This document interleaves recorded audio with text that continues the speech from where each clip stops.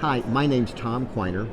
I'm board president for Pulse Life Advocates, and I have with me Kim Laube, who is the executive director for Lutheran Family Services. Is that I'm correct? the deputy director. The deputy director, and I'm here to talk about adoption because a question will come up to pro-lifers that goes something like this: how many children have you adopted?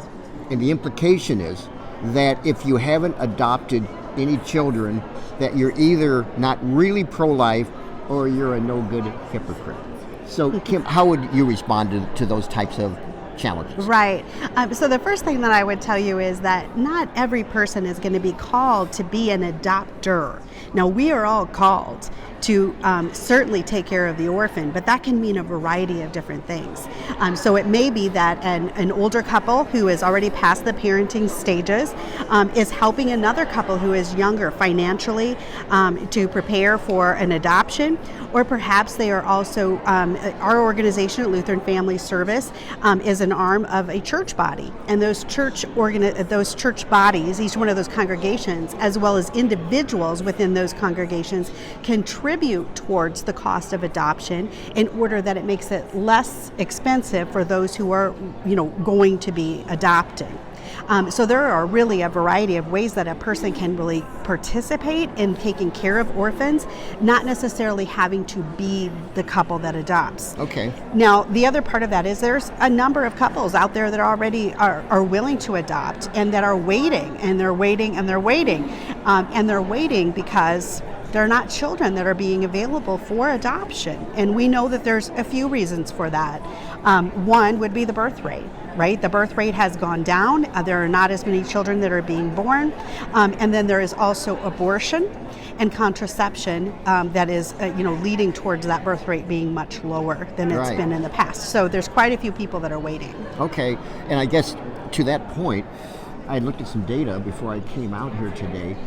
Every single state in the U.S., including Iowa, is below the replacement level when it comes to their birth rate. So we need babies, and Kim, from what you're saying, there is no shortage of families standing in line to adopt. Do you have any idea how many people are waiting, how many couples are waiting for each child?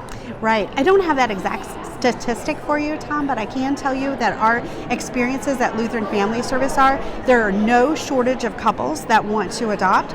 I have waiting lists of people who want to be a part of our program that need to wait usually at least a year before I can get them into the program in order to be sort of that top potential, of being able to receive a child. And in addition to that, the people that are willing to adopt are wide open on the circumstances that they are willing to receive. Really? Like in what way? So for instance, we have a Down syndrome adoption program. So I have couples that are willing to receive a child who has a diagnosis of Down syndrome. And this is incredibly crucial because this is one of the most targeted populations for abortion that there is. Wow. And then we have individuals that are prepared and ready, and we've talked to them and educated them about what it's like to receive a child who might have had a substance been introduced in utero. So they are withdrawing from a substance, what that might be like to parent them moving forward. But my point to you is that population of people that are waiting for children, they're willing to accept circumstances that are less than ideal because there are so many of our children that are in those circumstances. So it's not just blonde, blue-eyed boys who are ahead of the list. Okay. Absolutely not. Now, just one more follow-up on this.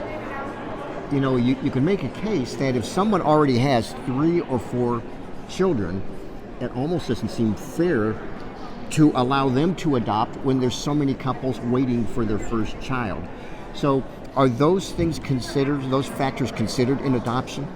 Well, the interesting thing is that the birth mother in modern day adoption is the person who's making the decision about who is going to parent her child. Almost 98% of the time, I would say that person is making that decision, maybe with the help of the birth father as well. So we don't say no to families who have children in their home already, but we do explain to them that we see frequently that there are birth mothers who say, we would really like to have this child go to a couple who doesn't have children already or will not be able to have that joy in their life unless it's through adoption. It seems to be just a little bit more helpful for some women to sort of recognize that this was just this huge gift that they were able to give. So we do see that.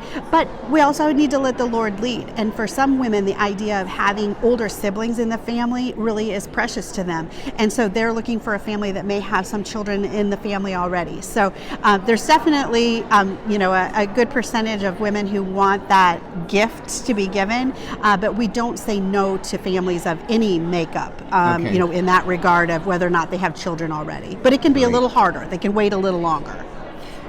Kim Laube, thank you so much. You're doing godly work. You're making Iowa a better place to live.